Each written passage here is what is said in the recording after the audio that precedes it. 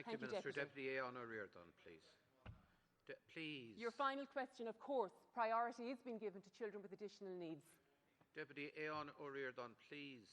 Now, can we be a little bit orderly here, please? Deputy Ó Ríordáin.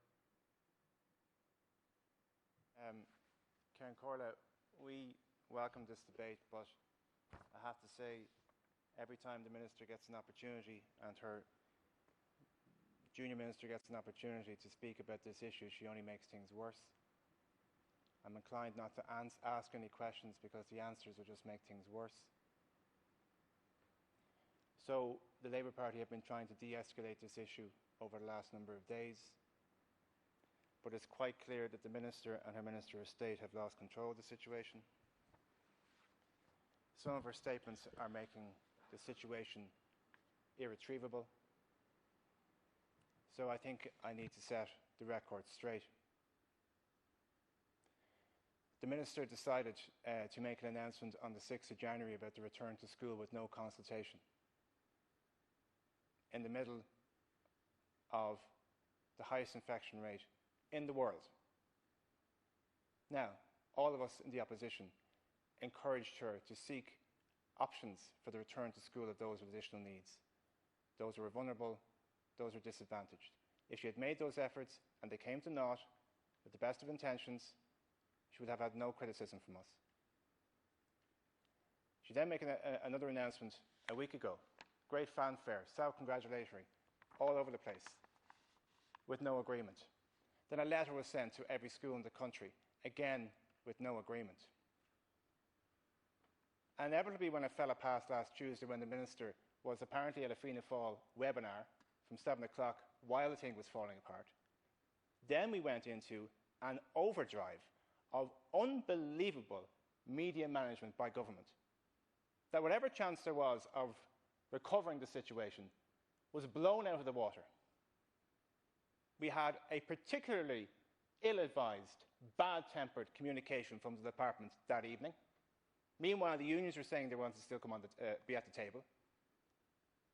The Minister of State, who has form in this regard, who you rarely can let out only she punches down on some vulnerable group, be it travellers or those with addiction issues, following on from a crass statement last week, then goes on national radio and makes a comparison with mother and baby homes.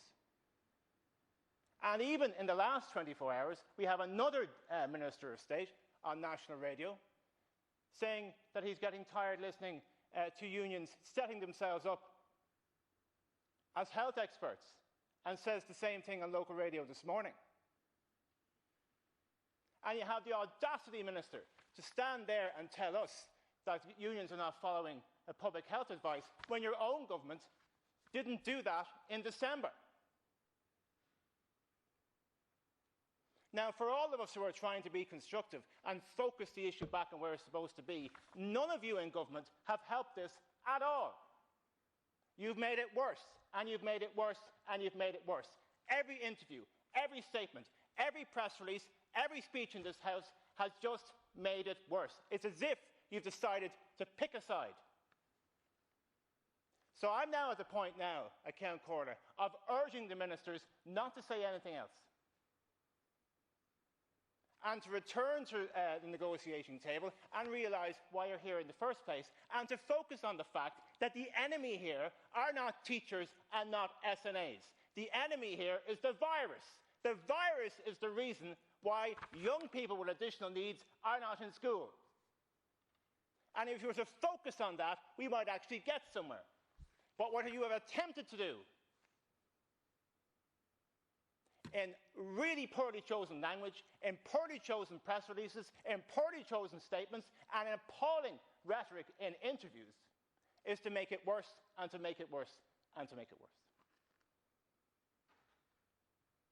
And you're not only putting in jeopardy the possibility of children and young people with additional needs to return to school, you're putting in jeopardy the entire project of getting back to school, because you've burnt every bridge that you've come across. So I have no questions, Count Corder, because I'm worried that the answers will make things worse. So my only suggestion to the two ministers is, and indeed to Minister Collins, who has been on the national and local radio in the last 24 hours, is to stop saying anything in public. Say what you have to say in private with those unions who have also committed to do the same thing, and then potentially we may have a roadmap for achieving, which I believe is what we all want to achieve, is that education can be delivered for those who need it most. Sorry, Minister, we're out of time. Or we're going I to appreciate. Could I just have just 10 seconds to make a 10 reply, seconds, where yeah, the okay. deputy has very successfully talked down the clock, so that I would not be so that I would not be in a position to make a reply. No, Deputy O'Riordan, please. Please, Deputy O'Riordan. Please. Okay, you've made your... Deputy O'Riordan, sorry. Please do not be disruptive. I asked merely for 10 point. seconds to make a reply. I do not have sufficient time, as I say, because the clock is not now allowing me to do so. But I want to make one point. You have quite correctly said, and you have made the assertion, that I have attempted to encourage people to pick sides and that I have picked sides. I make no apology. I pick the side, I will continue to pick the side of children with additional needs. They are my first priority. Thank you, You have Minister. made the assertion, I've clarified it. Thank you very much.